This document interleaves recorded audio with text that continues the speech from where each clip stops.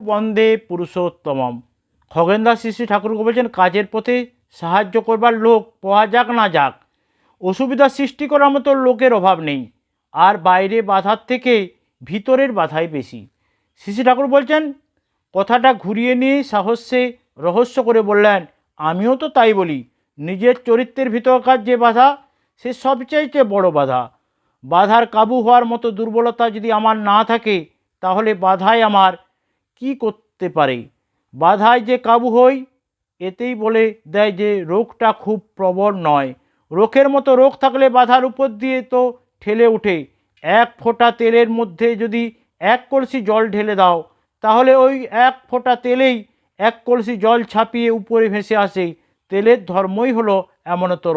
আর দোষ দর্শন ভালো নয়। দোষ যদি থাকে, তা অপসারণ করবার, নিরাকরণ করবার, দোষ থেকে দুষ্ট হয়ে লাভ নেই। গীতায় আছে, এই হে কন্তেয়, স্বভাববিহিত কর্ম দোষযুক্ত হইলেও ত্যাগ করিবে না, যেহেতু সকল কর্মই সহজাত ধূমে ব্যাপ্ত, অগ্নির ন্যায় দোষে আবৃত। আগুনের সঙ্গে কেবল ধুঁয়োটা যদি দেখি, আগুনটা যদি চোখে না পড়ে, ধুঁয়ো সব অন্ধকার হয়ে যাবে। ধুঁয়ো কমাতে হবে, কিন্তু তার একমাত্র উপায় আগুন বাড়ানো। আগুন নিভিয়ে দিয়ে সে ধুঁয়ো কমাতে না যায়। কাজের ব্যাপারেও তেমনি। কাজে ত্রুটি গলতি যাই থাক, কাজ করতে করতে সেগুলো সংশুদ্ধ হয়। তাই বাস্তব কাজ বাড়ানোর দিকে নজর দিতে হয়। সামান্য দোষ ত্রুটি ঘাবড়ে যেতে নেই। কর্নেওয়ালাই ভুল করে। নিষ্ক্রিয় সমালোচক কাজ করে না বলে বুঝতে পারে না সে নিজের যদি কাজে নামতো, পরিস্থিতির চাপে পড়ে কি করত। তাই সে ক্ষতিকর সমালোচনা করবার অবকাশ পায়। অবশ্য পরিপূরণী আত্মসমালোচনা ও আত্মসংশোধন তাই বলে বাদ দিতে নাই। মানুষ প্রশংসায় চায়, প্রশংসা পেলে ভালো লাগে, কাজে উৎসাহ বাড়ে। তাই যারা যতটুকু প্রশংসা ন্যায্য প্রাপ্ত, তা দিতে কুণ্ঠিত হও না। প্রত্যেকের বাড়তির পথে যেভাবে যতটুকু পারো সন্দৃষ্টিতে যোগান দিয়ে চলো। এটাকেই নিজের পরম স্বার্থ বলে গণ্য করো।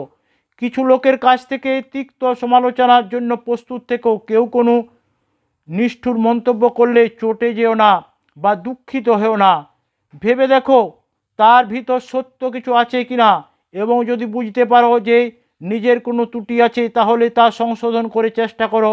আর যদি বুঝো সে অসুয়াবশত অমনতর বলছে, তাহলে নীরবে প্রীতির সঙ্গে সহ্য করো। সম্ভব হলে কুশল কৌশলে তোমার প্রতি তার অনুসুয়ার অপনোদন করতে যত্নবান থেকো। পরিবেশের প্রতিকূলতা বলে দেয় তোমার আরও কতখানি প্রস্তুত এবং সঙ্গতিশীল হওয়া লাগবে। আত্মনিয়ন্ত্রণকামী যে, সে দেখে দুনিয়ার প্রত্যেকে কোনো না কোনোভাবে তার বান্ধব, তাই দুশ্চিন্তার কোনো কারণ নেই। একই দুনিয়া, কারো কাছে বিশৃঙ্খলা, আবার কারো কাছে শৃঙ্খলা। প্রকৃতি তেমনি।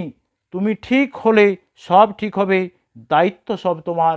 শ্রী ঠাকুরের কথা বললেন। সকলকে জয় গুরু, বন্দে পুরুষ।